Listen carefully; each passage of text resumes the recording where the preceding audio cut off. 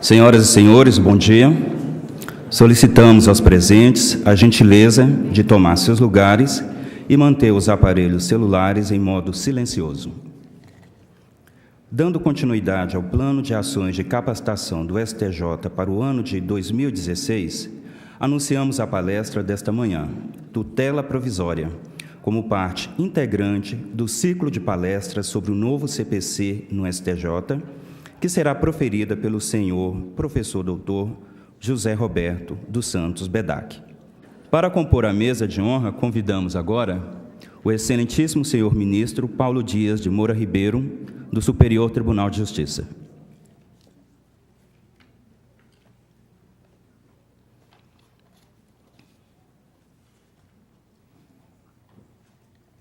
Convidamos também o senhor professor doutor José Roberto dos Santos Bedak.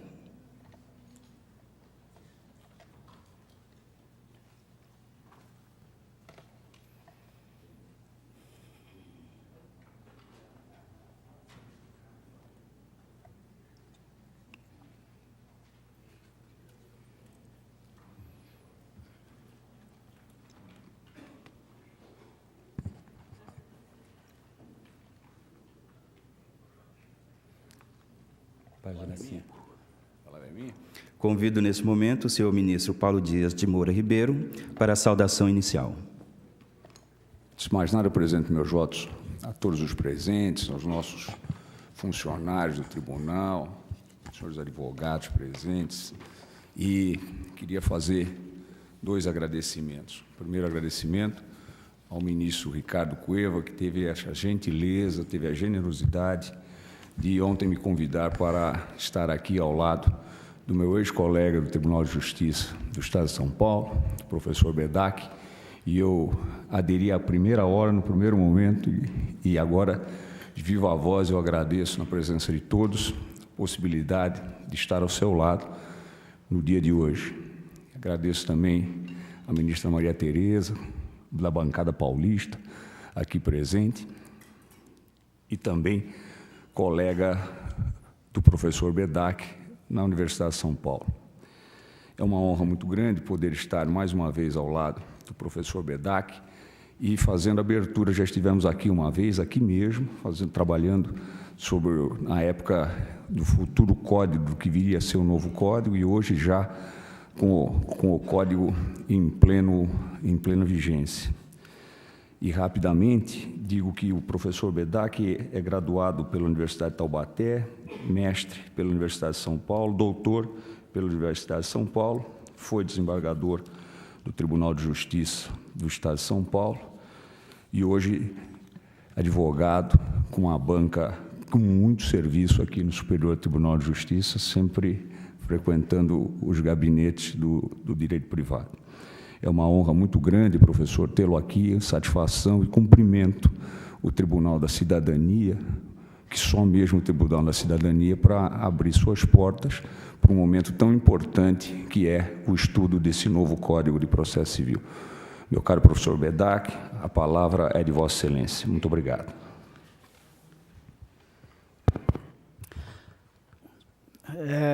Muito bom dia a todos.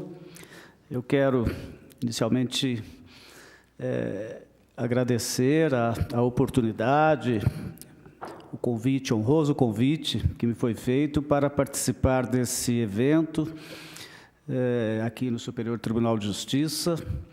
Quero agradecer imensamente a presença de todos, dos meus prezados amigos, ministro Moura Ribeiro, ministra Maria Tereza, 2 paulistas, ministro Cueva, e apenas destacar que a presença do ministro Moura Ribeiro neste evento é a maior demonstração para mim da sua amizade por mim, do apreço que ele deve ter por mim, porque é a 4ª vez que ele me ouve falar sobre o mesmo tema. Então, não é possível que alguém, sem uma outra razão... Não, é até aprender. Venha assistir uma exposição pela 4ª vez. Então, eu, por essa razão, também, ministro, agradeço a sua participação, a sua presença. Bom, a ideia hoje é trazer aqui aos senhores, tentar expor aqui o novo sistema trazido pelo Código de Processo Civil em relação a esse fenômeno processual, esse instituto processual, hoje denominado tutela provisória. Então, eu pretendo fazer aqui uma rápida exposição sobre o aspecto terminológico, ou seja, por que essa inovação terminológica, denominar esse instituto, essa categoria processual de tutela provisória, e depois tecer algumas considerações específicas sobre as modalidades de tutela provisórias previstas no novo Código. Antes de iniciar essa exposição, eu vou contar aqui aos senhores uma rápida passagem na minha advocacia. Isso ocorreu talvez um mês depois da minha aposentadoria e do meu ingresso no escritório de que hoje eu sou sócio, juntamente com o professor Cândido Dinamarco, que hoje lá, para minha satisfação e tranquilidade, é o meu assistente. Ele me ajuda lá nos processos mais complexos, eu conto com a participação dele para me auxiliar. E, bom, logo que eu saí do tribunal, me aposentei, eu já no dia seguinte passei a compor esse escritório, a convite do professor Cândido, e entrei com aquela impressão de que eu chegaria lá, haveria uma fila de pessoas me esperando, né, para já trazer as suas consultas, os seus casos. E chego no escritório, entro escutando, tem alguém? Não, não tem ninguém. E alguém ligou? Não, ninguém ligou. Tá bom, então fui lá, vou esperar mais um pouco. E ninguém liga, uns 2 dias, 3 dias, eu lá.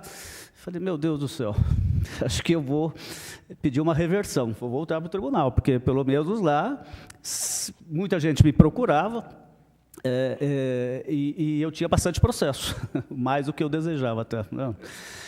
Mas aí, um certo, a moça, a secretária, olha, tem uma ligação para o senhor. Eu falei, ai, meu Deus, que bom. Aí me liga um sujeito, falou, professor, o senhor me deu aula na faculdade e eu estava precisando, tem um problema aqui na advocacia e eu queria que o senhor, será que o senhor pode me atender? Eu falo, olha, se você vier agora, eu posso, porque eu estou com a agenda cheia aqui, tem muita gente à tarde e tal, mas eu te recebo imediatamente. Eu vou no meu escritório aí perto. Aí pego o sujeito lá e falo, olha, professor, eu tenho um problema que eu sou advogado de uma grande empresa, de um grande empresário, e esse empresário está numa dificuldade, tem dificuldades financeiras sérias, ele não me paga já faz 3 anos, e eu estou precisando receber, eu tenho um contrato. E ele me disse, vamos ver o contrato. Aí o contrato prevê honorários de mensais, um valor fixo mensal para administrar todo o acervo processual desse sujeito. E tem uma cláusula no contrato que estabelece honorários de êxito para todas as demandas que eu obtiver sucesso. E o centro não me paga nenhum nem outro, eu quero mover uma demanda, eu quero receber isso. E o que o senhor acha que eu faço? Eu falo, olha, pelo que a gente vê na jurisprudência, sem dúvida nenhuma, a cláusula contratual, por força da qual você tem direito a uma quantia líquida mensal, ela constitui título executivo, tá, assinado por 2 testemunhas, o valor é líquido e certo.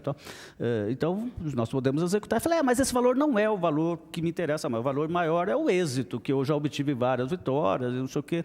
E eu também queria incluir isso na execução. Eu falei, aí já é um problema, porque há quem diga que isso não é título executivo, visto que não há um valor líquido certo, depende de apuração, depende de cálculos externos ao documento, mas há quem diga que é título. Ele falou, bom, qual é o caminho que o senhor acha que eu devo tomar? Eu falei, não sei. É um risco que nós temos, né? Eu proponho uma execução global, o juiz diz o seguinte, parte disso aí não é título executivo, indefere, eu tenho que agravar, eu tenho que propor uma outra, isso vai implicar pagamento de custas, o valor é alto. Bom, então vamos propor o processo de conhecimento para um condenatório, monitória, seja lá o que for, para essa aqui não é título executivo, e vamos executar a outra. Falei, mas pode ser que um juiz que receba essa monitória entenda que é título executivo, ele vai indeferir, e nós já pagamos as custas, então como é que nós vamos fazer? Aí ele falou, pois é, mas e qual é a sua opinião? Eu falei, não sei, não dá para prever isso, né? O sujeito já ficou um pouco decepcionado, mas tem um segundo problema aqui, que é o seguinte, esse sujeito é sócio de uma grande indústria, e essa indústria está sendo vendida, e, evidentemente, ele vai receber o dinheiro e vai sumir. Eu preciso de uma medida urgente para bloquear isso, para impedir, ou para guardar, pegar o dinheiro, depositar, uma coisa, porque senão eu não recebo. E o que o senhor acha? Tutela cautelar ou tutela antecipada na época? Eu falei, não sei. Eu acho, na minha opinião, que isso aí é uma cautelar, mas é possível que algum juiz entenda que isso é tutela antecipada. Ele falou, mas e daí? Eu falei, bom, aí ele vai indeferir e vai mandar você propor uma cautelar. Aí essa cautelar, bom, mas aí o juiz que recebe a cautelar pode entender que é tutela antecipada, aí ele indefere e manda você pleitear a cautelar. Ele falou, mas o que eu faço, professor? Eu falei, não sei, isso é uma coisa que eu não posso resolver, eu posso te dar quais são as dúvidas que nós temos em relação... Bom, para resumir, isso eu acho um paradoxo, eu acho um absurdo que todos nós, advogados, juízes, tenhamos de nos defrontar, nos deparar com esse tipo de problema diante de um mecanismo estatal construído para resolver problemas, que é o processo. Quer dizer, nós vamos ao processo para solucionar aquilo que nós, processualistas, chamamos de crise verificada no plano do direito material. Ou seja, alguém deve, não paga, alguém trabalhou e não recebeu, e esse é um problema que precisa ser solucionado. E o Estado oferece a tutela jurisdicional para aquele que, eventualmente, seja o titular do direito assegurado no plano das relações jurídicas substanciais ou materiais. Só que, para que o Estado conceda ou não essa tutela jurisdicional, essa proteção ao direito de alguém, é necessário que o Estado desenvolva uma atividade, que é a atividade jurisdicional, de forma a permitir que os juízes tenham convicção, cheguem a um juízo de valor a respeito da existência ou não do direito alegado. E, para tanto, é necessário que essa atividade se desenvolva segundo determinadas regras, não é? Segundo um método de trabalho chamado processo. Acontece que, para chegar lá, no plano do direito material e identificar quem é o verdadeiro titular do suposto direito afirmado, o juiz tem de passar por uma verdadeira via crucis, que é o processo. E ali ele se depara com inúmeros problemas que muitas vezes acabam impedindo que ele resolva, chegue ao escopo final do processo, que é resolver o problema do direito material. Por quê? Tamanhas são as dificuldades que nós temos de enfrentar em razão dessas dúvidas processuais, dessas crises processuais, desses problemas processuais, com os quais nós perdemos muitas vezes mais tempo do que aquele que dedicamos à solução do litígio que nos é trazido. Eu acho, na minha opinião, isso é um paradoxo, isso é uma inversão de valores. Nós temos tanto problema processual para resolver que tamanha é a quantidade desses problemas que, muitas vezes, quando chegamos ao direito material, a solução já nem mais é interessante, nem mais é necessária para quem necessita da tutela jurisdicional. Então, a minha visão de processo, como estudioso disso, é a seguinte: nós temos de simplificar simplificar o sistema processual.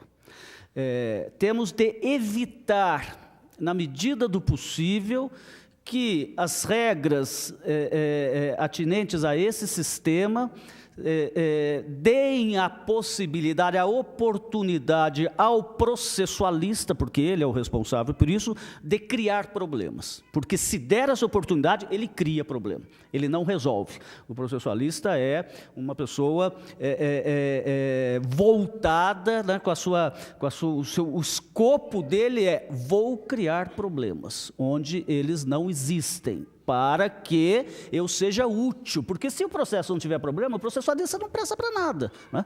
Para que eu vou precisar tanto de processualista? Eu só preciso muito de processualista porque o processo é complexo, porque o processo é problemático, porque o processo requer um técnico que é capaz de... Porque só ele é capaz de entender aquilo lá. E olhe lá, muitas vezes nem ele é capaz de entender esse... Bom, então...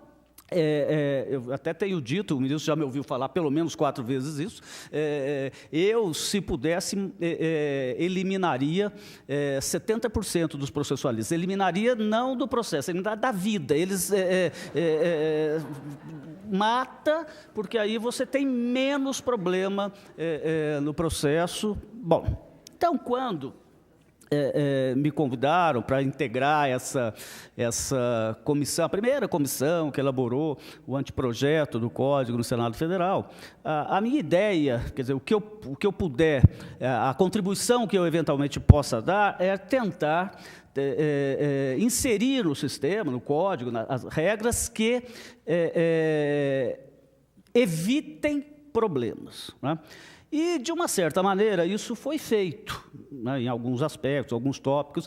Nós conseguimos simplificar a técnica processual.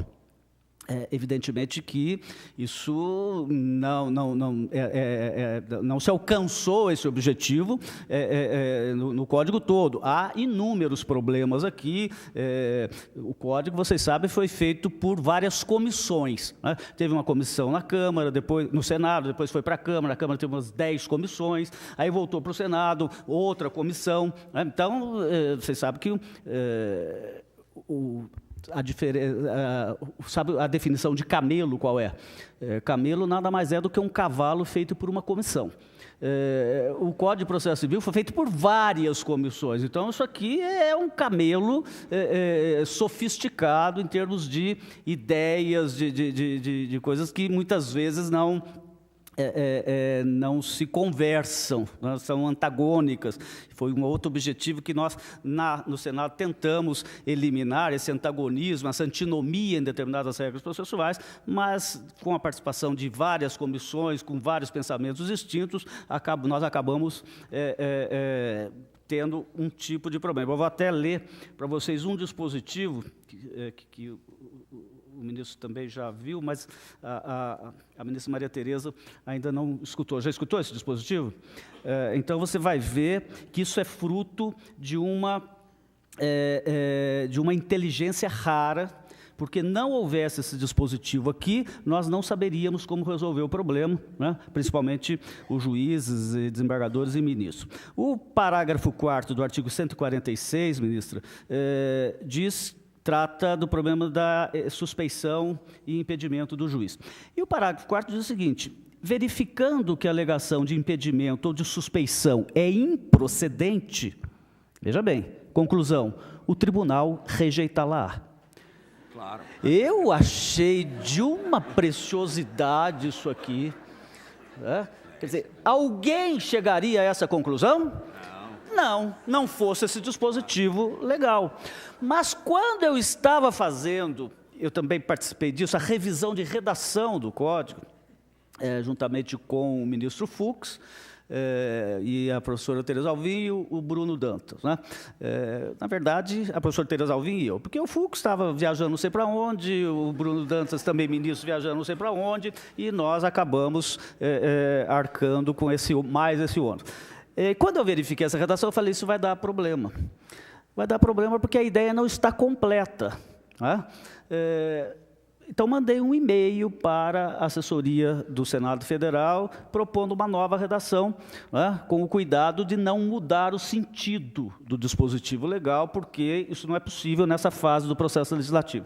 Então, eu falei, olha, aqui está solucionado o problema da improcedência da alegação de impedimento ou suspeição. Mas o dispositivo não trata da hipótese de procedência. Quer dizer, e se o tribunal julgar procedente a arguição de impedimento ou suspeição, o que fará?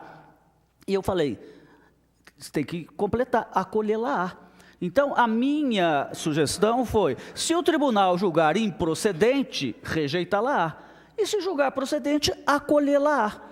Né? Para que a ideia ficasse completa e não houvesse dúvida, porque o processualista vai levantar problema aqui. E se o tribunal julgar procedente, o que vai fazer? Né? Ele acolhê-la, mas a minha não foi aceita, porque diz que eu estava mudando o sentido do texto, e isso não é possível nessa fase legislativa. Então, esses probleminhas nós vamos encontrar no Código de Processo Civil, infelizmente. Agora, com relação ao nosso tema específico... bom, antes disso, então eu disse que nós simplificamos, né, tentamos simplificar. Eu dou 2 ou 3 exemplos de simplificação quanto à técnica processual. Né? Se eu indago aos meus alunos, escuta, como se argui a incompetência do juiz? Né? Não aquela incompetência que os advogados imputam aos juízes toda vez que perdem as demandas, mas a incompetência técnica, aquela prevista pelo Código. Como se argui a incompetência? 90% deles me dizem o seguinte, exceção. E eu falo, não, está errado. Como está errado? Não é mediante exceção de incompetência? Eu falo, não, depende. Por quê? Porque se a incompetência é absoluta, deve ser arguída na contestação. Se a incompetência é relativa, deve ser arguída mediante exceção de incompetência. São 2 formas diferentes de se arguir a incompetência.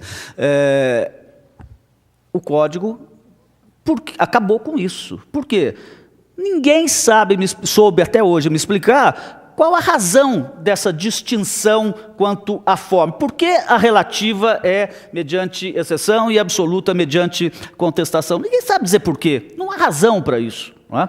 Tanto não há razão que a própria jurisprudência hoje sedimentou o entendimento segundo o qual, se alegar incompetência relativa na contestação,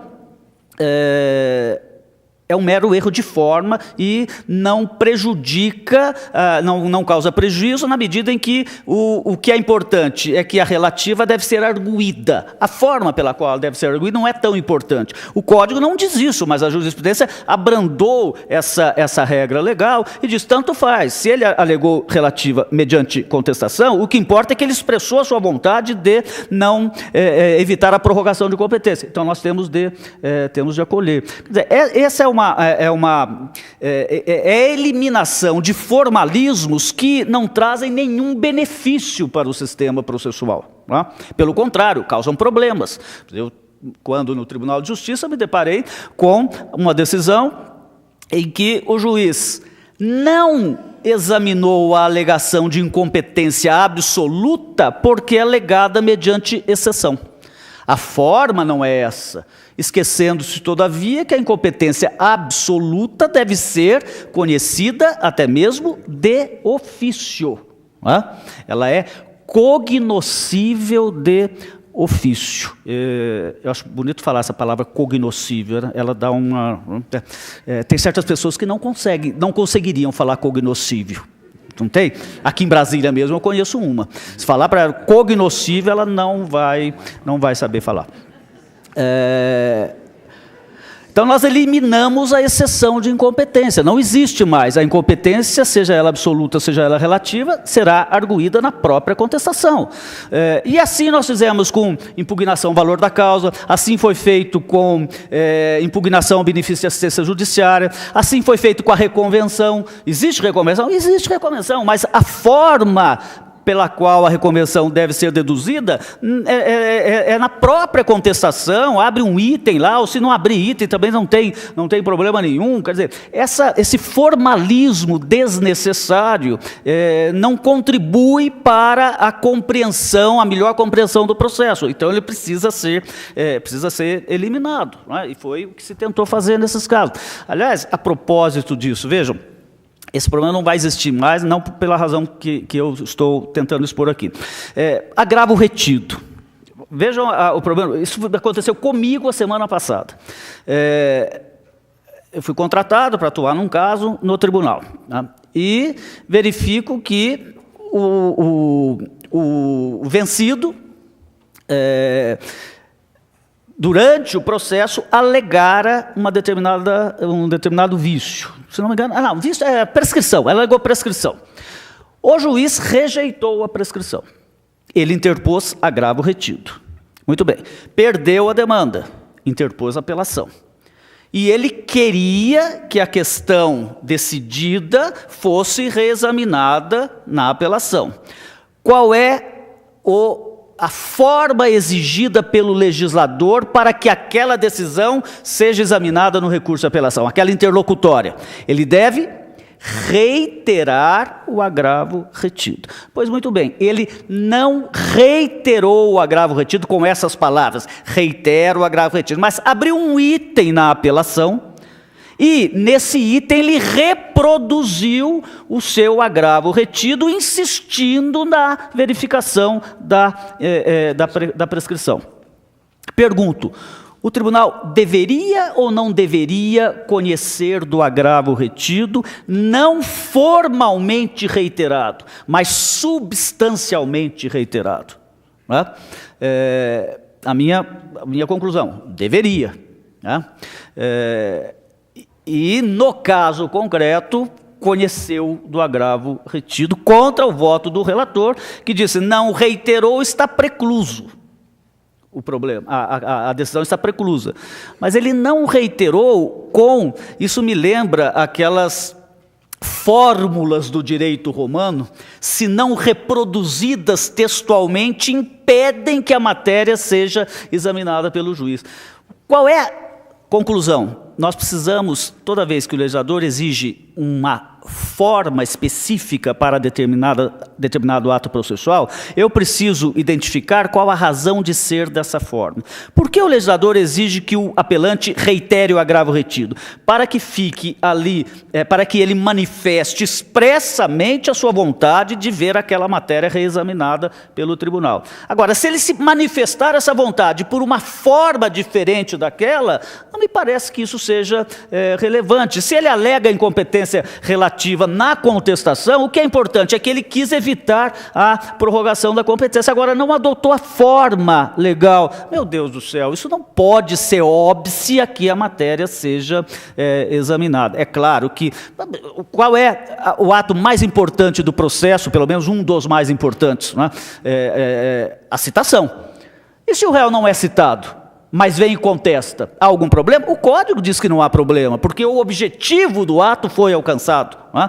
Eu vou além disso, se o réu não contesta, é tratado como revel, e se a demanda é julgada improcedente, eu não anularia esse processo por falta de citação. Aliás, é o que o Código diz no artigo 28, o Código revogado no 287-A.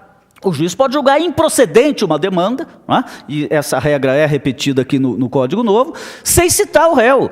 Mas o réu não foi citado, então ele não exerceu o contraditório. Meu Deus, para que serve o contraditório? É para que o réu venha convencer o juiz de que ele tem razão. O juiz já se convenceu de que ele tem razão sem contraditório, para que citar o réu? Mas a ordem dos advogados fica preocupada, porque aí é menos serviço para o advogado, então arguíram a inconstitucionalidade desse dispositivo com fundamento na violação ao contraditório. Né? Eu quero o meu contraditório. Não interessa se eu ganhei, eu quero o contraditório. Quer dizer, eu opto pelo meio em detrimento do fim. E o objetivo foi alcançado. Bom, feito esse resumo, que não tem nada a ver com a matéria, mas eu fiz para alongar um pouquinho a exposição, para não ter perigo de eu terminar o meu tema antes do tempo, né? Então a gente dá uma enrolada. Eu vou pegar essas premissas e trazer para o tema que me foi indicado pelo Superior Tribunal de Justiça, que é a tutela provisória. Bom, e pensem na história do meu suposto cliente, que eu esqueci de contar para vocês o mais importante. Esse cliente, que não foi cliente, evidentemente, ele foi embora do escritório, porque 2 perguntas que ele me fez eu não consegui responder, né? Ele era e ainda continua sendo, não sei por quanto tempo, mas continua meu genro. Então, além de perder o cliente, de não conseguir tirar dinheiro do genro, porque normalmente é o contrário, né? O genro que tira dinheiro do sogro, eu não conseguia tirar um dinheiro bom dele ali, porque o negócio era alto, né? Eu fiquei desmoralizado na minha casa. Quando cheguei em casa, minha mulher já falou: mas peraí, você não consegue responder nada, você é o professor desses negócios aí, titular, não sei o quê, nem uma pergunta simples que o seu genro faz para você consegue responder, né? E a minha neta olha até hoje para mim meio assim: vovô, hein, você... Bom, tutela provisória. Problema terminológico. Quer dizer, qual a razão da opção feita pelo legislador, né? E neste caso aqui, principalmente nesse tema, vocês saibam o seguinte: tudo que eu elogiar foi sugestão minha. Tudo que eu criticar é porque inseriram sem a minha concordância, né? E, de uma maneira geral, leve esse raciocínio para todo o Código de Processo Civil. Tudo que for bom foi minha sugestão. Quando eu vou ao Poder Judiciário, eu pleiteio uma tutela jurisdicional cuja finalidade é resolver o problema que eu trouxe, né? Eu sou o titular de um direito, esse direito não foi reconhecido espontaneamente, eu quero que o juiz o reconheça e o efetive, né?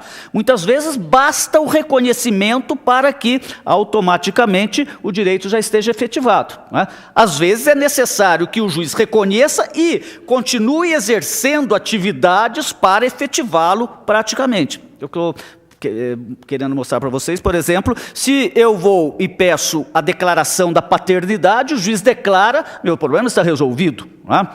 Se eu peço uma sentença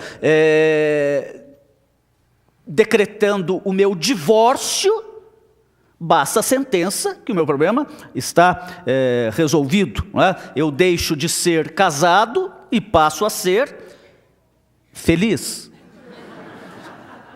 Minha mulher que não escute isso, que é brincadeira. Mas, agora, se eu peço a condenação do réu a me pagar determinada importância, o juiz condena, isso não resolve o meu problema, concordam?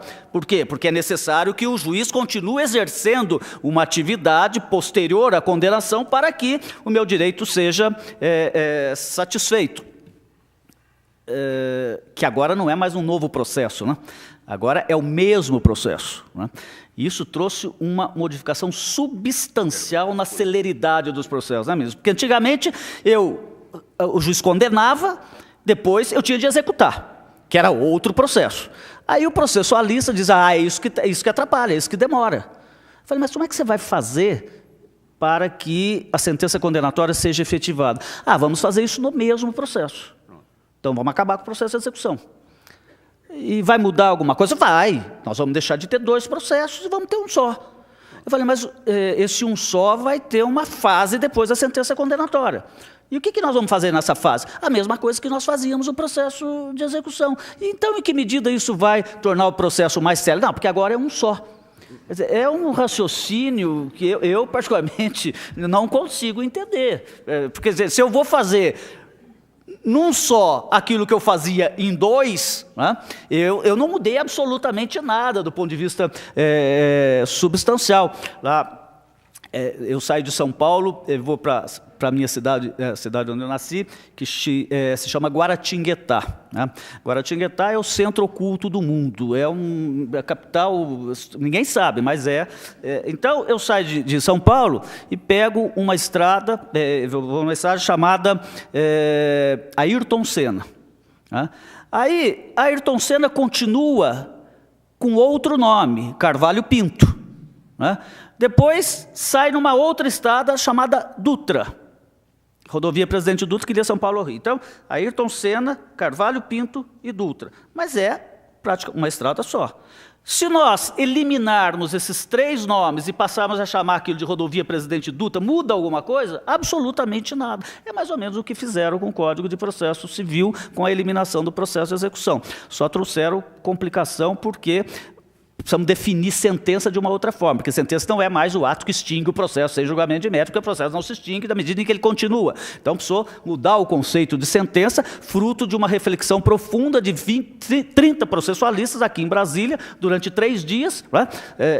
Às custas da viúva, e aqui refletindo para encontrar um conceito de sentença que foi o pior de todos que poderia trazer, porque só trouxe confusão, ninguém mais sabe o que é sentença, eu duvido que alguém tenha aí decor o conceito de sentença, eu duvido. O que é sentença? Ninguém sabe dizer, até então sabia, é o ato que põe fim ao processo. Simples. Agora não. É o ato que implica algumas das situações dos artigos 267 e 264 do Código de Processo, 267 e 269 do Código de Processo Civil. E ninguém sabe o que ele quer dizer, na verdade. Tá? Tanto que há uma série de discussões aí sobre a natureza de determinados atos e, portanto, qual o recurso cabível contra ele. Agora está na hora de falar da tutela provisória. Até 1994... 94, se não me engano, ou 8, não sei. Quem precisava, neste país, de uma medida judicial anterior àquela a ser concedida pelo juiz ao final dessa via crucis chamada processo, medida judicial esta final, destinada a resolver o problema de direito material, né? E essa solução, dada por essa medida final, por essa tutela jurisdicional final, era apta a se tornar imutável, né? Depois de adquirir aquilo que nós chamamos a imutabilidade daquela decisão final, ela se torna imutável por força de uma qualidade a ela agregada chamada coisa julgada. Até chegar lá, muitas vezes o tempo necessário para que isso ocorresse tornava inútil aquela tutela jurisdicional, dada a possibilidade de fenômenos ocorrerem no curso deste processo e que comprometiam a própria efetividade. Não é? Por exemplo, na época isso era importante, hoje não é tão importante mais, eu quero me separar da minha mulher. Isso aqui eu só uso a título de exemplo, viu? Em tese. E a minha mulher não quer se separar de mim. Eu tenho que mover um divórcio litigioso. Ela vai resistir, vai contestar, vai recorrer e tal. Daqui a 10 anos, ela chega aqui no Superior Tribunal de Justiça com um recurso especial que vai ser indeferido na origem, aí ela vai agravar, aí chega aqui, o ministro nega seguimento ao agravo, ela interpõe um regimental, aí o ministro nega provimento ao agravo, aí ela entra com embargo de divergência, não sei o que e tal, e ela segura esse negócio aqui mais 3 anos, quer dizer, eu hoje com 60 anos de idade, eu vou ter que demorar 12 anos para sair da minha casa. O que eu vou fazer com 72 anos de idade, quando eu ganhar autorização para sair da minha casa? Nada. Então, eu podia e posso pleitear uma medida judicial que me conceda essa autorização. Escuta, enquanto você fica brigando se você tem direito ou não ao divórcio, você já está livre para sair de casa. Né? Como é que se chama isso? Medida... Mas tem um nome essa medida cautelar. Cautelar de separação de corpos. Muito bem. Então, e o juiz falava que era uma cautelar de separação de corpos. Apresento os requisitos, ele me dava. Bom, agora eu tenho um cheque contra mim, foi sacado e esse cheque... Não, o cheque protestado e executado contra mim, mas esse cheque é furtado, não tem valor e tal. Eu preciso anular anular o cheque, né? Falsificaram. Mas até anular o cheque eu já fui protestado, eu já estou sendo executado, não sei o quê. Eu preciso de uma medida que impeça os efeitos desse cheque. Qual é? Sustação de protesto. Sustação de protesto, que é uma? Cautelar. Cautelar de sustação de protesto. Aí o processualista falou, não está certo isso. Ninguém tinha problema com isso, né? Eram as cautelares nominadas, as cautelares inominadas. Entre as inominadas ou nominadas, havia algumas que tinham um caráter mais satisfativos, então era cautelar satisfativa, outras eram meramente conservativas, como arresto, sequestro, produção antecipada de prova, né? Mas o professor está errado, nós precisamos sistematizar melhor essas ideias em relação a cautelar. Nem tudo é cautelar. Por quê? Porque aquilo que satisfaz não é cautelar, né? Onde foram buscar isso? Não sei.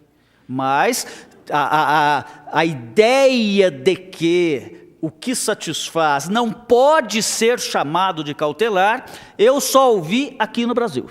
Eu pesquisei tudo aquilo que eu pude pesquisar, né? E não encontrei ninguém preocupado com esse problema. Mas aqui nós nos preocupamos a ponto de convencermos o legislador de que o que é cautelar não pode satisfazer. O que satisfaz não é cautelar.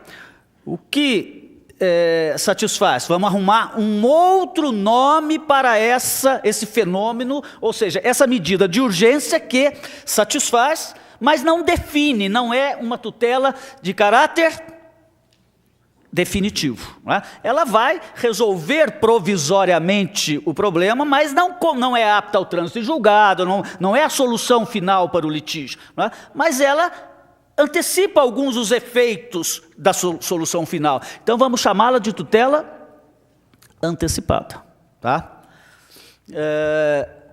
Muito bem, aí artigo 273 do Código, nós temos a cautelar, lá dos artigos 890 e poucos seguintes, e temos a tutela antecipada do artigo 273. Né? O sistema agora está perfeito, porque cautelar de um lado, tutela antecipada de outro. Só que tem um pequeno detalhe. A distinção entre tutela cautelar e tutela antecipada não é tão clara quanto o processualista, nas suas elucubrações inúteis, pensou que fosse. Por quê? Vamos às duas que eu mencionei. Na sua opinião, separação de corpos é cautelar ou é tutela antecipada?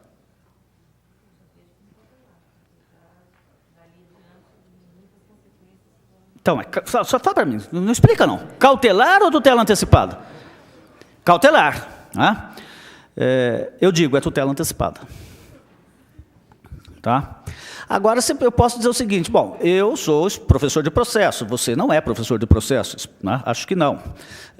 Então, agora, eu estava há 2 anos, 3 anos no Rio de Janeiro, numa exposição para desembargadores na Escola da Magistratura, junto com o professor Alexandre Câmara, que é, além de desembargador, processualista.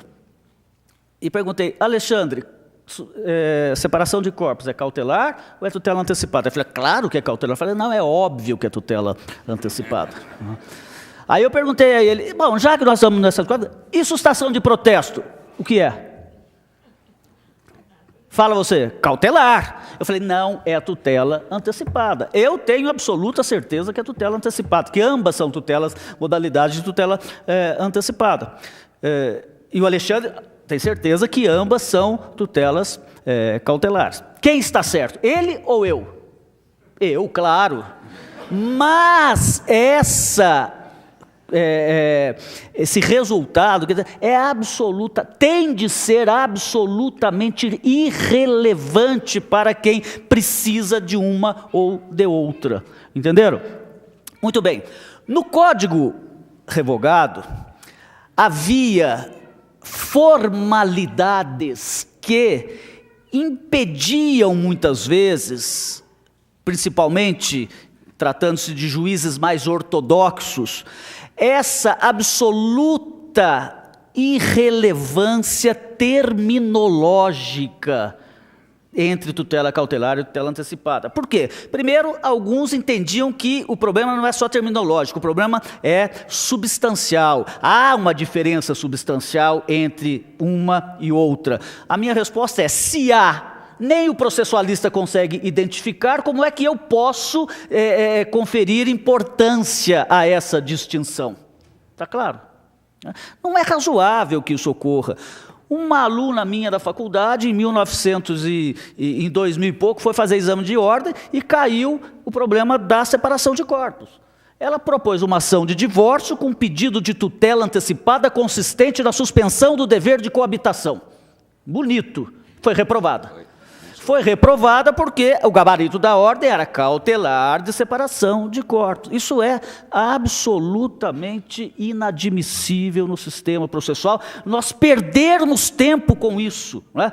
Mais inadmissível é eu ter de estar aqui falando para vocês essas coisas tão elementares, tão simples, mas o elementar muitas vezes não é percebido por nós, principalmente pelo processualista, que é o ser humano mais chato que existe na face da Terra, né? Só fala nisso, só fala nas preliminares, ele só fica nas preliminares, em tudo na vida, tá? Bom, então,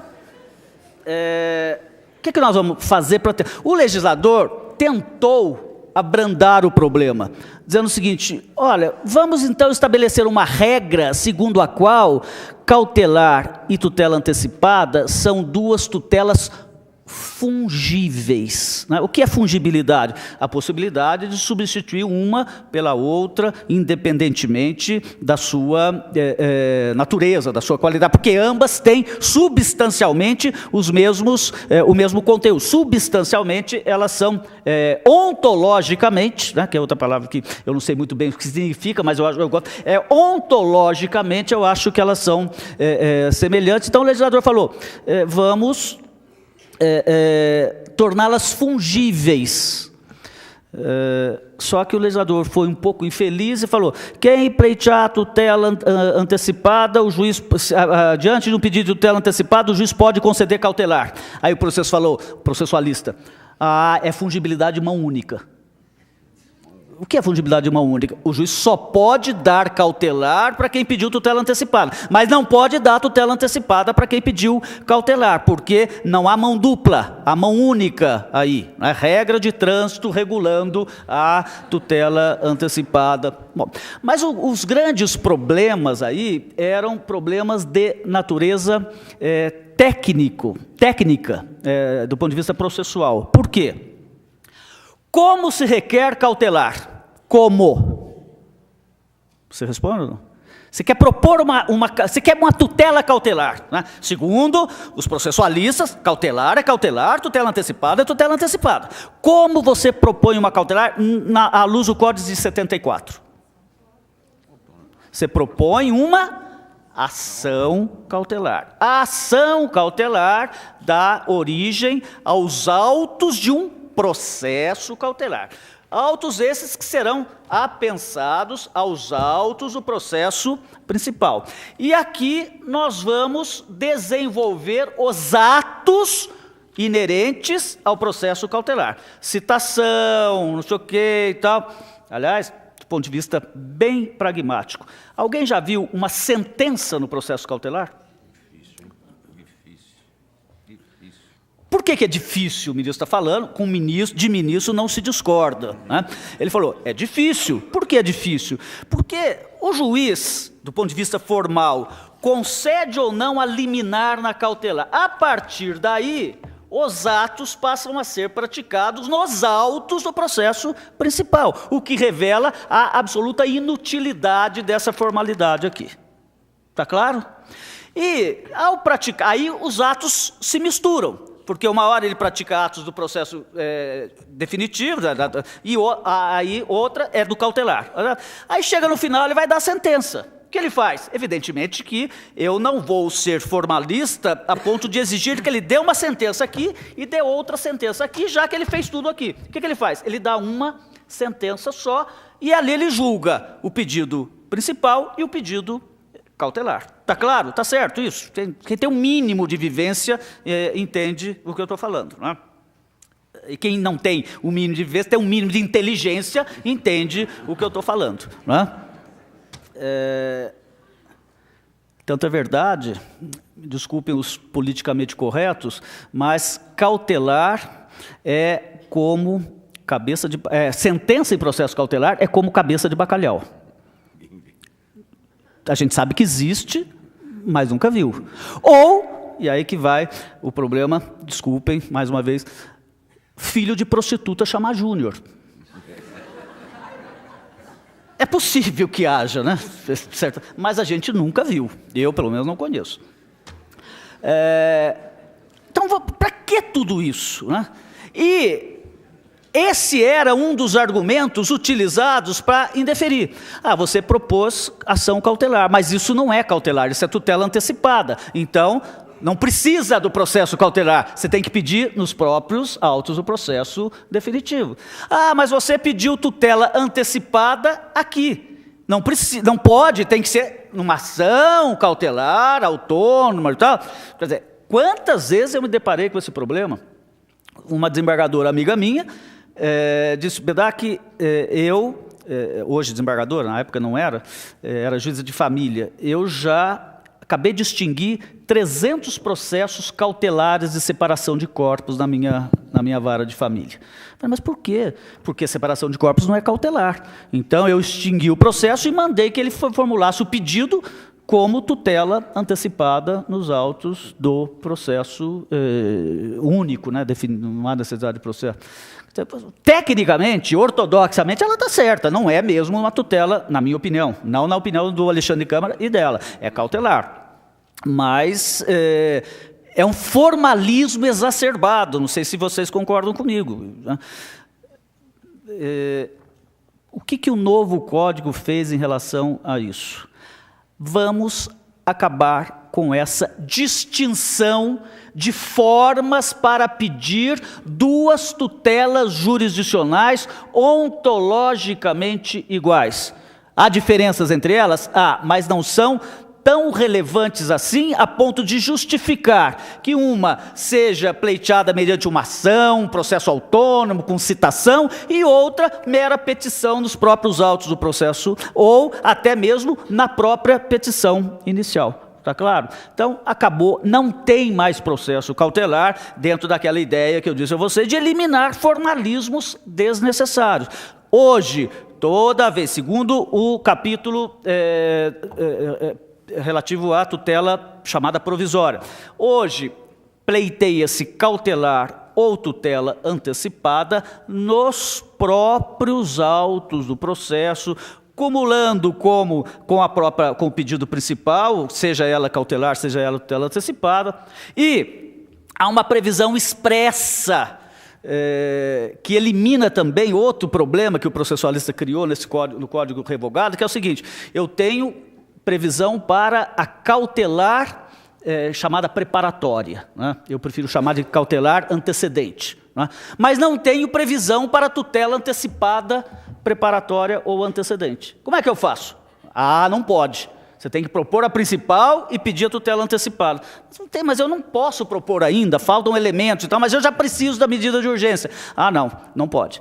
Então, há uma previsão expressa dizendo o seguinte: seja cautelar, seja tutela antecipada, elas podem ser requeridas em caráter antecedente. Indaga-se, haverá então dois processos? Não. Por quê? Porque o autor, ao requerer a cautelar ou a tutela antecipada antecedente, pode simplesmente aditar aquela inicial após a concessão ou não da liminar, e o processo prossegue com as duas pretensões: a pretensão provisória, cautelar ou antecedente, e a pretensão definitiva, seja condenatória, declaratória ou constitutiva. Está claro? Então, o processo será único, apenas com o aditamento da inicial no momento oportuno. A lei dá a ele 30 dias para realizar esse aditamento.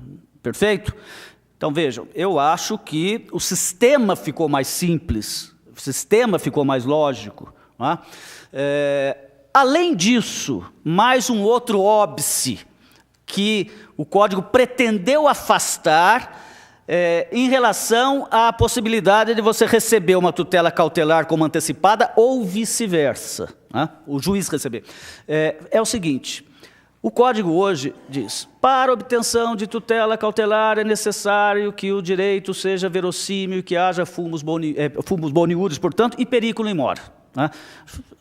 E para a concessão de tutela antecipada é necessária prova inequívoca da verossimilhança do direito processualista. Bom, o fumus aqui é maior do que o fumus lá. Não sei como é que eles medem o fumus boniuris. A régua para medir o fumus boniuris maior ou menor, eu não consigo saber qual seja. Mas, como não tem técnica para isso, cunhou-se a seguinte expressão, fumão e fuminho. Para a tutela antecipada é necessário fumão, para a tutela cautelar basta o fuminho. Tudo bem, vá. O senhor não tem fumão, doutor, o senhor tem fuminho, então não tem direito a... Pois isso, eu me deparei com esse problema, o sujeito pediu uma tutela antecipada de sustação de protesto. O juiz falou para ele, não, o senhor está querendo sustar o protesto a título de tutela antecipada, mas o senhor trouxe aqui um boletim de ocorrência de que o cheque foi furtado.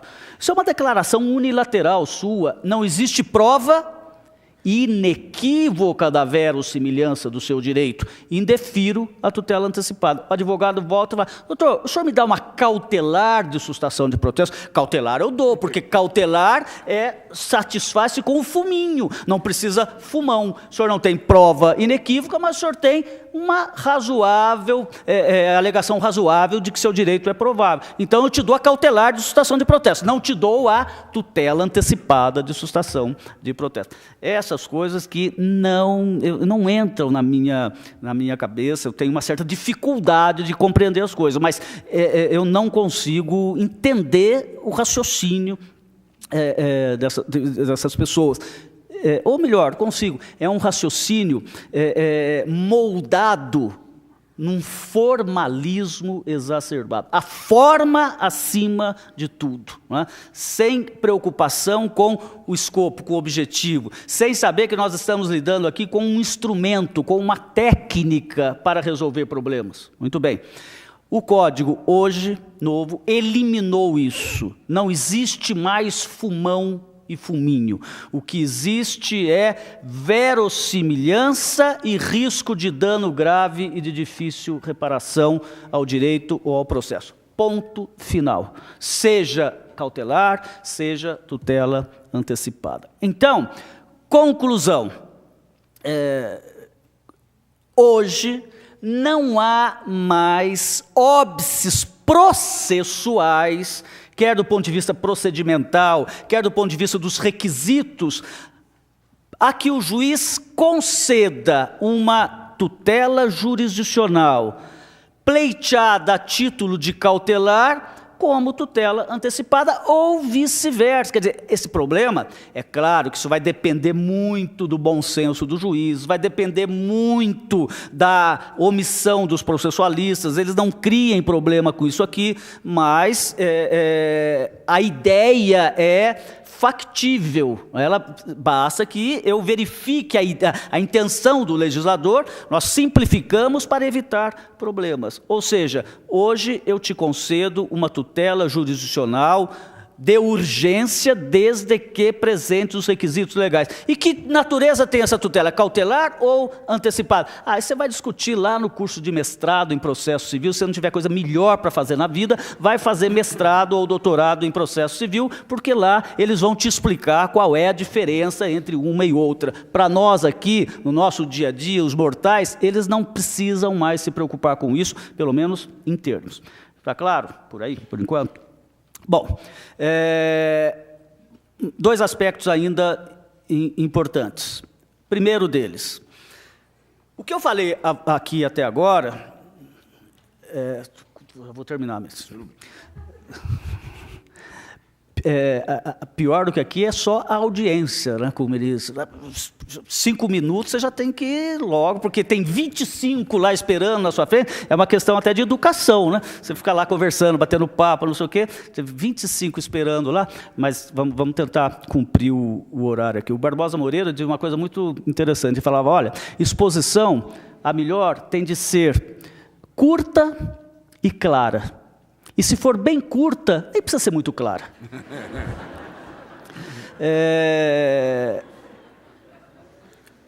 Hoje, até agora, vamos lá, eu tentei expor a você ideias que eu resumiria com a seguinte terminologia. Nós temos tutelas jurisdicionais de urgência, perfeito? Porque presente o periculo in mora, que podem configurar medidas de natureza provisoriamente satisfativas, né? Porque antecipam efeitos práticos. Qual efeito prático antecipa a separação de corpos? A suspensão do dever de coabitação. Esse é um dos efeitos definitivos da sentença de divórcio. Eu não preciso mais coabitar, né? Entre outras coisas que eu não preciso mais fazer com o meu cônjuge. E eu antecipo esse efeito. Então, ela tem um caráter já provisoriamente satisfativo, parcialmente satisfativo. Então, nós temos medidas de urgência satisfativas, denominamos essas medidas de tutelas antecipadas. E temos medidas de urgência meramente conservativas. Elas são denominadas cautelares. Todas elas no capítulo, no título, no livro das tutelas provisórias, com os mesmos requisitos e do ponto de vista formal, elas são absolutamente iguais. Quer dizer, o problema, por enquanto, é só chamar uma de cautelar e outra de tutela antecipada. Não há relevância prática na distinção entre uma e outra, pelo menos por enquanto, tá bom? Agora, além dessas medidas urgentes, o legislador resolveu sistematizar uma outra modalidade de medidas cuja concessão, ao ver do legislador, é justificável, ainda que não haja risco de dano grave para o autor. Nós já temos isso no sistema. Se vocês examinarem o artigo 273(2) do Código, não há o requisito urgência ali. Há o requisito verossimilhança. O legislador diz, se o réu está adotando um comportamento nitidamente protelatório, eu presumo que o direito do autor é verossímil. E, portanto, justifica-se a tutela antecipada. Lá na liminar possessória, não há urgência, basta que o autor prove esbulho e posse anterior para que o juiz conceda liminar independente. Então, o que fez o legislador? O legislador enumerou 4 ou 5 hipóteses, a partir das quais ele extraiu, bem ou mal, a seguinte conclusão. Essas hipóteses caracterizam situações que justificam a concessão de uma tutela anterior à final, independentemente do perigo de dano alegado pelo autor. E essas medidas são as denominadas tutelas da evidência, ou seja, e se vocês lerem os dispositivos, vocês vão verificar o seguinte, normalmente esse alto grau de verossimilhança do direito, o legislador extrai do comportamento do réu, ou da natureza da prova trazida pelo autor. Se o autor traz uma prova documental, e o réu, na contestação, não impugna a autenticidade daqueles documentos, o direito do autor é altamente verossímil. Está claro? Então, justifica-se que eu inverta aqui o ônus da demora do processo. Normalmente, quem suporta esse ônus? O autor. Mas como ele apresentou um direito que, pelo próprio comportamento do réu, revela-se altamente verossímil, o réu é que vai suportar essas consequências. Eu vou antecipar os efeitos em favor do autor e o réu que vá protelando o processo o quanto ele quiser, porque o autor já está usufruindo dos efeitos da sua probabilíssima tutela jurisdicional. Então, essa é a justificativa para a chamada tutela da evidência, que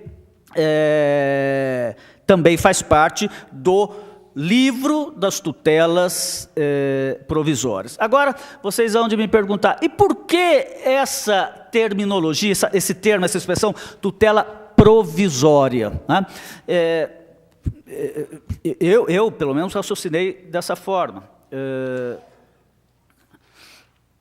Quando eu recebo a tutela final, ela tende a tornar-se, depois de todos os recursos, depois de tudo, é a lei do caso concreto, né? Ela vai reger aquela situação em caráter definitivo. Né?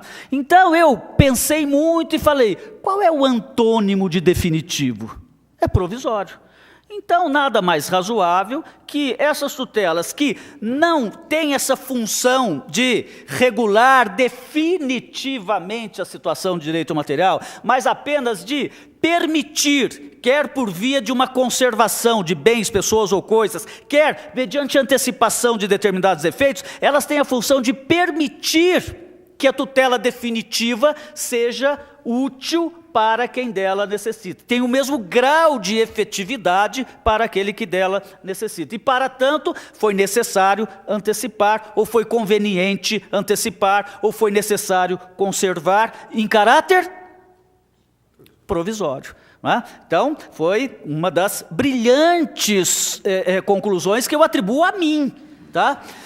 O que não é definitivo é provisório.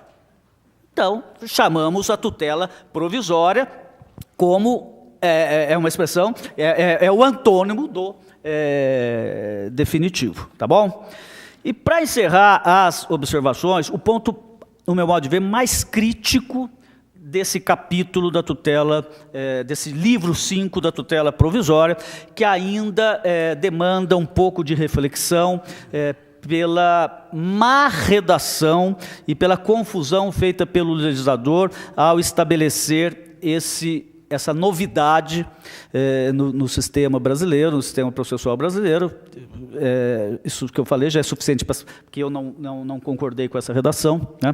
Porque não é boa, é ruim, não sei o quê e tal. Evidentemente que ela não é minha. Que é o problema da chamada estabilização da tutela provisória. Em primeiro lugar, evidentemente que você só pode pensar em estabilização de tutelas antecipadas. Tutelas meramente conservativas, dificilmente eu terei hipótese de estabilização.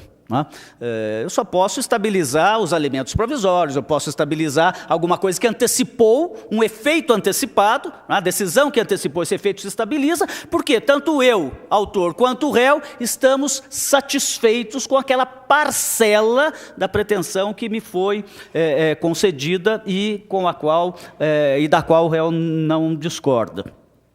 Agora, o problema é que a redação disso não está muito bem feita. Né? Em primeiro lugar, só pode haver a chamada estabilização nas tutelas antecipadas requeridas em caráter antecedente, não nas tutelas antecipadas requeridas no próprio, após a propositura da demanda ou com a demanda. Entenderam? Não, ela pode ser requerida na inicial ou antes da propositura da ação. Incidentalmente, não é possível a estabilização de uma tutela antecipada. Foi uma opção do legislador, diz que se ia tornar mais fácil a compreensão do Instituto. Outra coisa. Há um certo problema aí relacionado a prazos, ministro. O autor formula o pedido e tem, salvo engano meu, 30 dias para aditar a inicial. Né? Só que, a partir da liminar, só que ao receber, o juiz, ao conceder a liminar, já manda citar o réu. E se o réu citado não recorre da liminar, o juiz extingue o processo. porque acha que... Aí eu pergunto, e o autor que pode querer a tutela definitiva? Né? Ele não pode extinguir antes do prazo de 30 dias. E, por outro lado, é possível que o prazo de 30 dias termine antes do prazo da contestação, o que vai obrigar o autor a ditar a inicial, ainda que ele concordasse com aquela solução em caráter não definitivo, mas pelo menos estável. Né? E mais um outro problema, o legislador diz, o réu tem de agravar dessa medida. Isso incentiva recurso, porque na versão original desse Instituto da Estabilização, que era muito melhor do que essa, por quê? Por quê? Porque feita pela professora Ada, né, com a minha importante colaboração, nós regulávamos a situação de uma forma menos complicada. Agora, o juiz concede, não adianta que o réu venha e diga, discordo por isso, ele já tem de recorrer de plano, pelo menos é o que está na lei. Isso vai fazer com que ele recorra. E ele recorrendo, o autor, a tendência é não concordar com a antecipação e querer a tutela definitiva. Isso, do ponto de vista prático, do ponto de vista de prazo, tal, isso vai criar confusão e ainda isso é uma parte do sistema. Eu só não tenho grande temor em relação a esses problemas pelo seguinte, na minha opinião, essa estabilização não vai ocorrer em mais do que 0,01% dos casos. Né? A professora Ada tem isso na Itália já não está dando muito certo, a professora Ada se inspirou na legislação italiana, já não está resolvendo muitos problemas, pelo contrário, está causando mais problemas, mas insistiu-se na inclusão da estabilização aqui. Mas eu vejo o seguinte, proponho uma ação, o juiz dá a tutela antecipada a meu favor. Você acha que o réu vai ficar quieto, vai concordar? Vai deixar estabilizar, tá bom assim mesmo. Tá? Ou o autor não vai querer a tutela definitiva? Né? Eu quero o divórcio, o juiz me dá a separação de corpos. Eu não vou querer só a separação de corpos, eu quero o divórcio. Quer dizer, eu quero romper o vínculo mesmo de uma vez, não é só... né? Eu vou sustar o protesto. Não adianta só sustar o protesto, você tem que...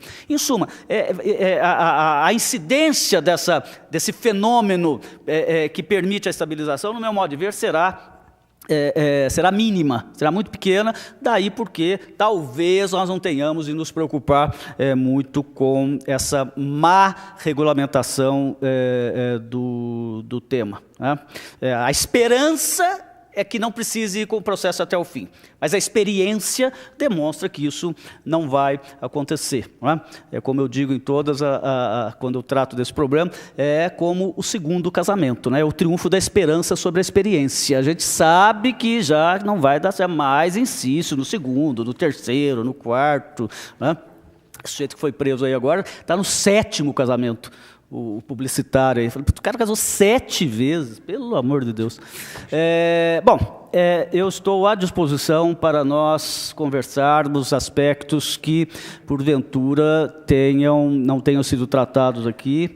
Agradeço muito a atenção de vocês. Né? Haveria muito mais coisa a dizer, mentira, não haveria nada, mas eu gosto de falar sempre assim que haveria, muito mais coisa a dizer sobre o tema, mas, infelizmente, nós temos de encerrar até para que, se houver necessidade, vocês possam questionar ou apresentar aqui as suas dúvidas. Muito obrigado pela atenção de todos. Mais uma vez, agradeço ao Superior Tribunal de Justiça pelo convite.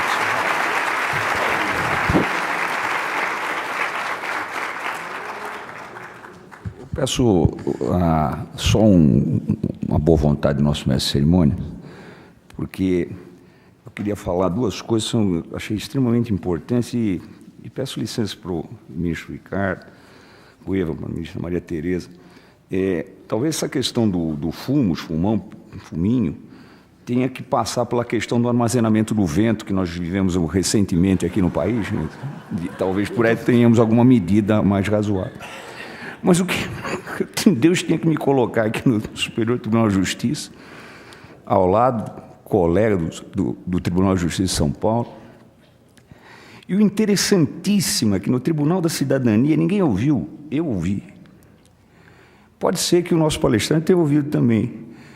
No Tribunal da Cidadania, colocaram um gato, digo, um processualista aqui atrás, que reclamava, mas violentamente, miando, fortemente, sempre que o colega Bedak falava alguma coisa contra a ortodoxia. Não sei se Vossa Excelência ouviu.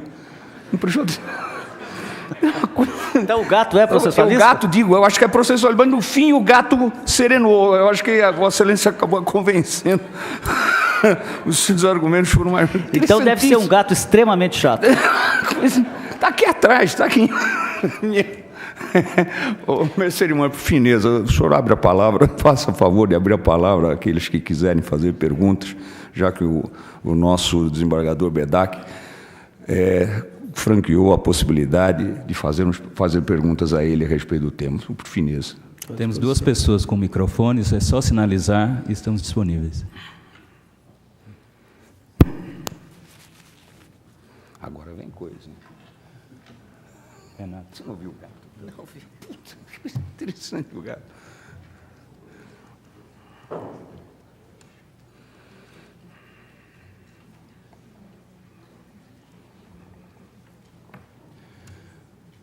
Não haverá perguntas? Bom dia, professor, excelentíssimos senhores ministros.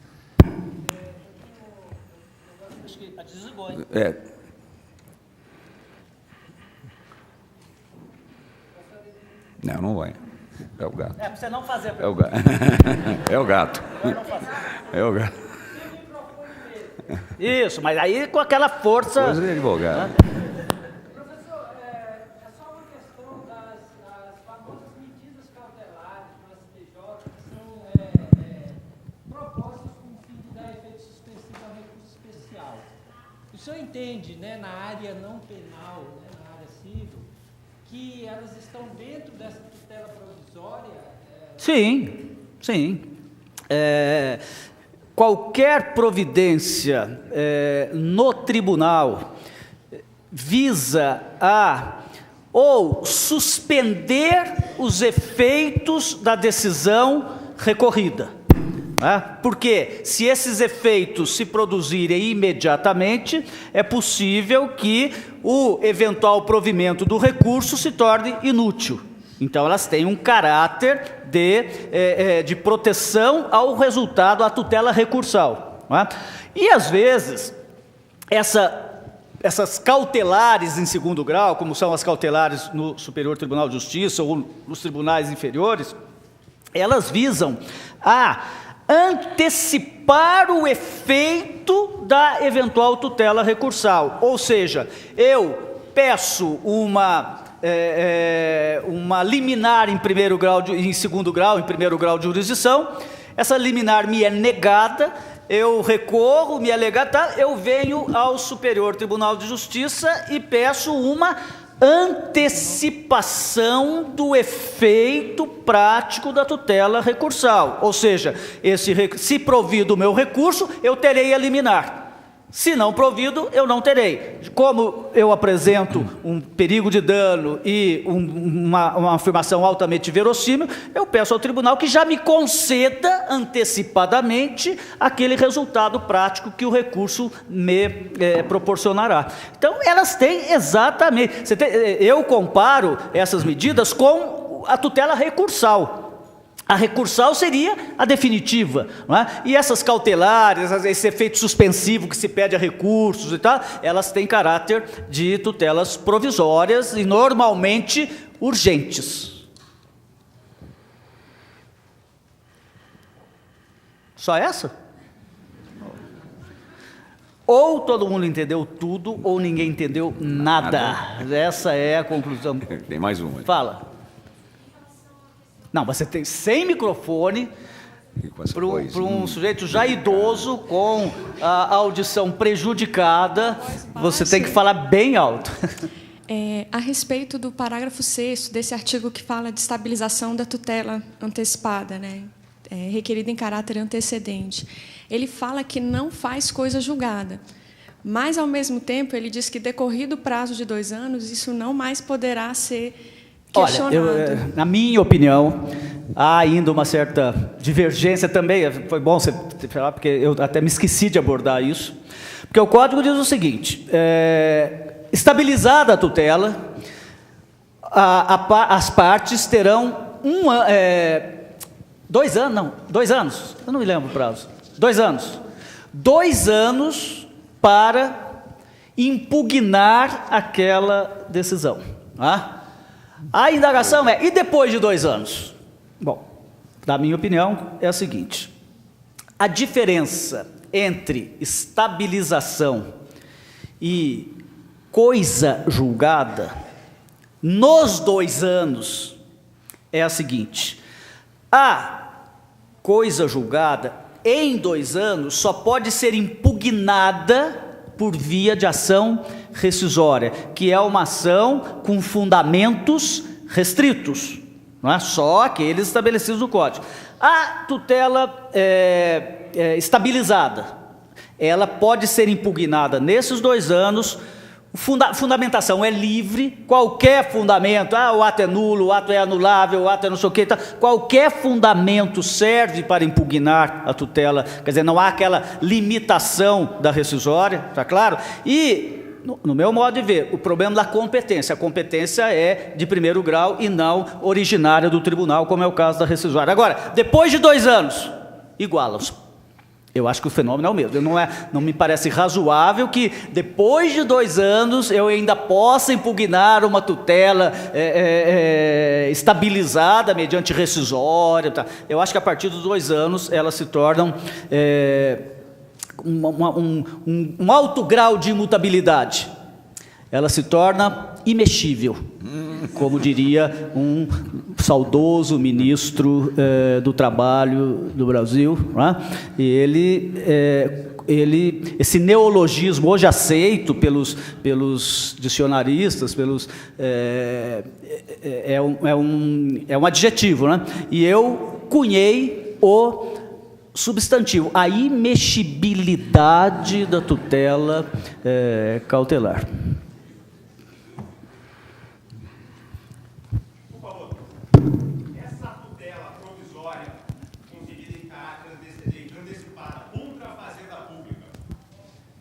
Criaria esse fenômeno da estabilização ou poderíamos ter a remessa necessária? Puta, boa pergunta, hein?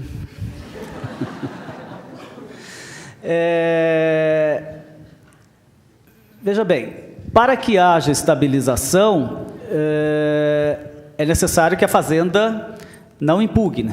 Não é?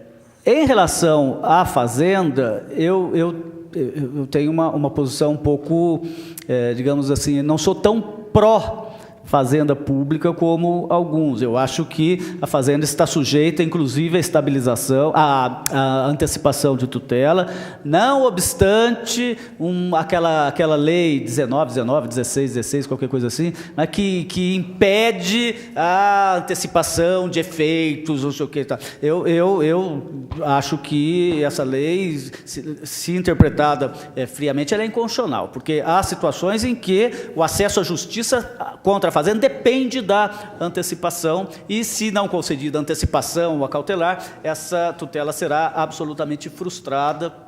Então, eu dou uma interpretação um pouco restritiva a esse dispositivo. Agora, o problema, talvez seu, seja concedida a antecipação, não havendo impugnação da Fazenda, tratando-se de direito meramente patrimonial, que não tem um caráter de disponibilidade, tá?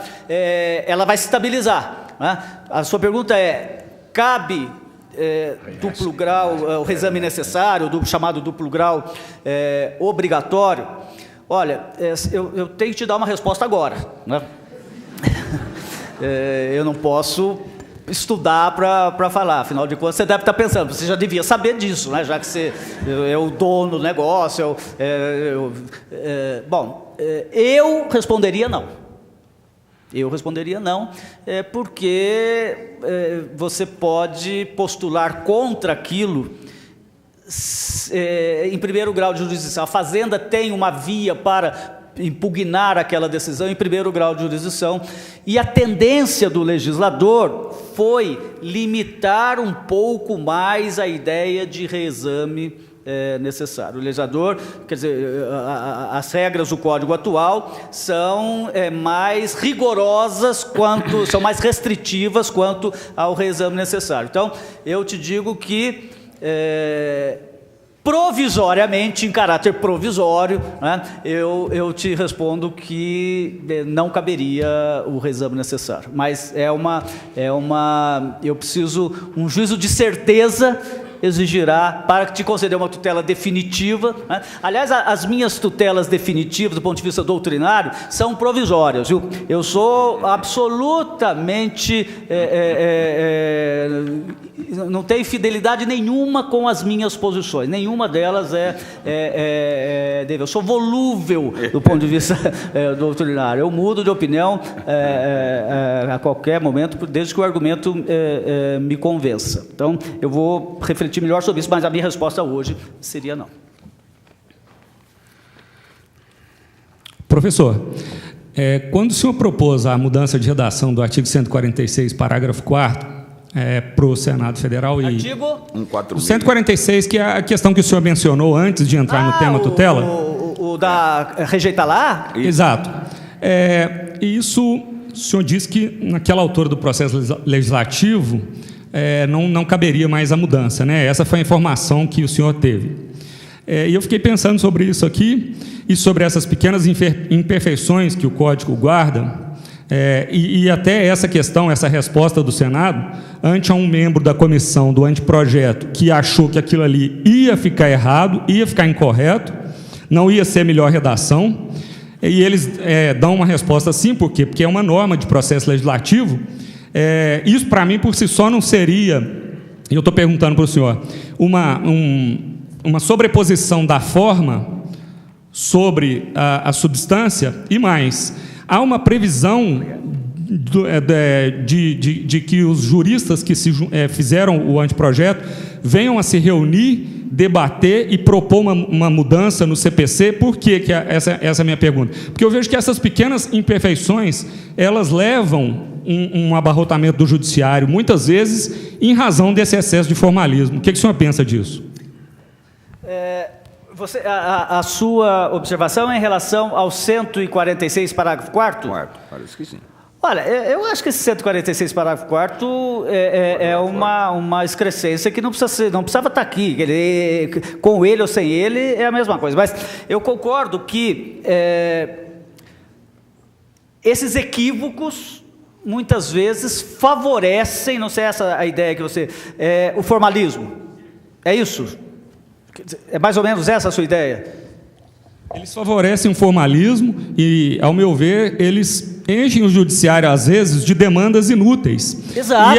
E a minha pergunta, no final, talvez, então, ela não tenha sido tão bem elaborada, é de saber se a comissão de juristas vai se reunir, vai debater essas imperfeições e propor uma mudança legislativa futura, depois de um período de maturação, depois de um período de reflexão, sobre a nova entrada do diploma legal.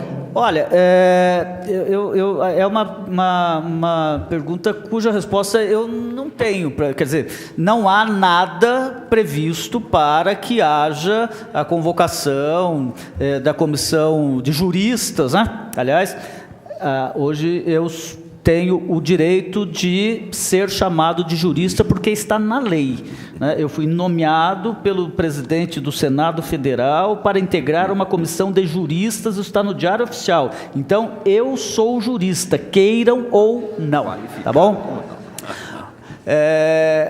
Mas se você quer, amigo, eu sou plenamente favorável a uma revisão, porque eu vou dizer para você uma informação histórica.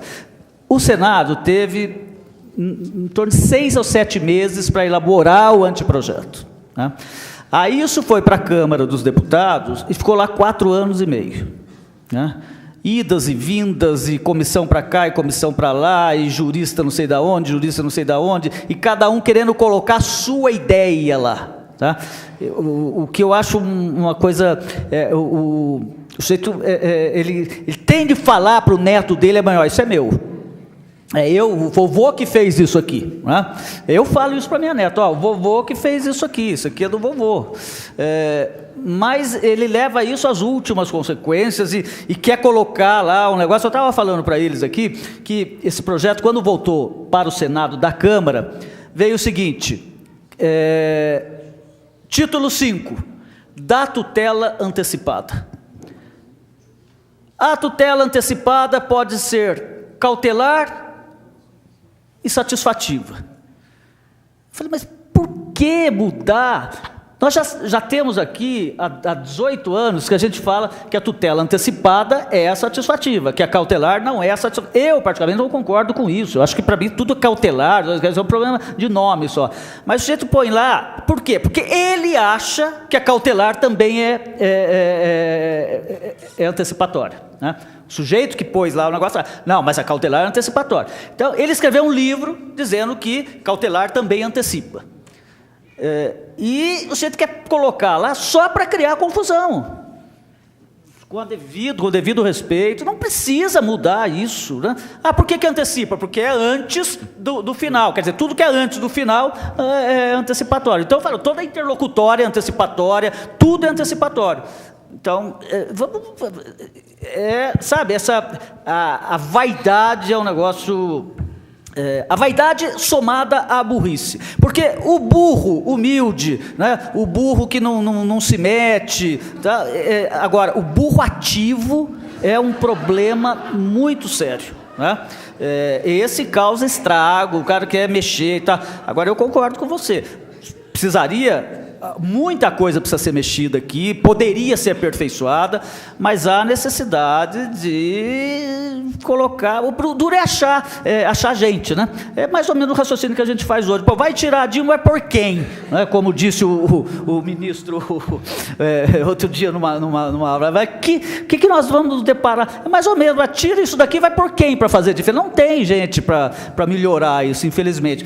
Portanto, por isso que eu tenho dito o seguinte, 90% do sucesso disso vai depender dos juízes, porque a partir do momento que eles passarem a flexibilizar essas formas e corrigir esses defeitos, acho que a solução... acho que o código vai funcionar. Olha, a grande premissa desse código, se vocês lerem o código inteirinho, né, vocês vão ver o seguinte, a premissa é, juiz, não faça com que o formalismo impeça o julgamento final, né? Você... procure relevar, desde que não haja prejuízo para ninguém, não volte a fases anteriores, se isso não for absolutamente necessário. Não é? Quando estava defendendo, essa é a minha, digamos, não digo se é a minha razão de viver, que não é tanto assim, mas é a premissa minha em relação ao estudo do processo. Tá? E quando eu fui defender a minha tese lá de professor na faculdade, que a premissa é essa, a ideia é essa, eu falei, olha, tinha um professor muito dogmático lá, que o senhor está querendo transformar o processo numa bagunça, não sei o quê. Eu falei, não é bem assim, professor. Eu tentei explicar e tal. Eu falei, olha, eu vou dar vou fazer aqui trazer aqui uma situação para o senhor ver como eu penso em relação ao processo. Imagine que eu venço esse concurso hoje, me torno professor titular, e os meus alunos estão aí, junto comigo, então nós vamos comemorar ali, naquele lugarzinho que a Maria Tereza não sabe o nome, né, que é o Itamaraty, e lá eu me entusiasmo com os alunos, todo mundo lá, muito feliz e tal, né, todos muito felizes, a não ser a minha mulher. A minha mulher, não, agora é um parênteses, a minha mulher chegou, eu acabei vencendo o concurso, ela foi lá comigo, aí no caminho ela falou, que eu estou com pena do outro candidato, viu? Que, puxa vida, ele perdeu o concurso para você. Falei, então, e você queria estar com pena de mim, então? Que ele ganhasse e eu perdesse? Vai tomar banho. Bom, aí eu me embriago nesse bar lá com os alunos e tal, e saio e vou buscar meu carro. Aí, completamente bêbado, embriagado, pego o meu carro, não podia fazer isso, não deveria fazer isso, mas ninguém me pediu, e eu cheguei até na minha casa com o carro bêbado, né? Passei farol vermelho, saí da faixa, entrei na faixa, tudo aquilo que não se deve fazer no trânsito. Eu chego em casa, minha mulher fala, você está bêbado? Eu falei, estou bêbado, e daí? Aí veio guiando, não podia. Eu falei, mas eu vim, já estou aqui, não matei ninguém, não fiz nada e tal. Se eu cometi alguma infração, me multaram. Tá, vamos dormir. Não vai, não. Você não podia guiar bêbado, então vamos voltar para lá. E você vai esperar sarar o fogo para depois você fazer o caminho sem estar bêbado. Né? É mais ou menos isso que a gente faz o processo. Ah, o réu não foi citado, mas não importa. O processo inteirinho foi sem o réu citar, nós chegamos até aqui, eu vou julgar a favor dele. Ah, não, tem que voltar para citar o réu. Né? É o raciocínio que a minha mulher faria, porque ela é extremamente ortodoxa, não pode fazer nada errado. Ela é irritantemente correta. Né? Irritantemente correta. Então, eu teria de voltar. Né? É isso que a gente... Agora, quem tem de ter esse raciocínio? O juiz. O juiz vai depender fundamentalmente dele. E eu te digo, 90% do que está aqui, eu fiz durante 18 anos no Tribunal de Justiça de São Paulo, embora não houvesse lei a respeito. Eu sempre fiz assim. É possível fazer. Tá bom? Já chegando a hora do almoço, eu quero dizer a Vossa Excelência, desembargador Bedak, que já pela quarta vez, agora já nos estabilizamos. Agora nunca mais, o ministro nunca mais. Estabilizamos. Não vai assistir nada, meu e no meu coração continuo feliz em poder ouvir Vossa Excelência. Sei que falo em nome do ministro Vilas Boas Cueva e da ministra Maria Tereza, agradecendo a vinda de Vossa Excelência ao Tribunal da Cidadania neste dia para trazer o seu brilhantismo e essas ideias tão futuristas ainda para todos nós. Muito obrigado, dou por encerrado os trabalhos. Muito obrigado. Obrigado.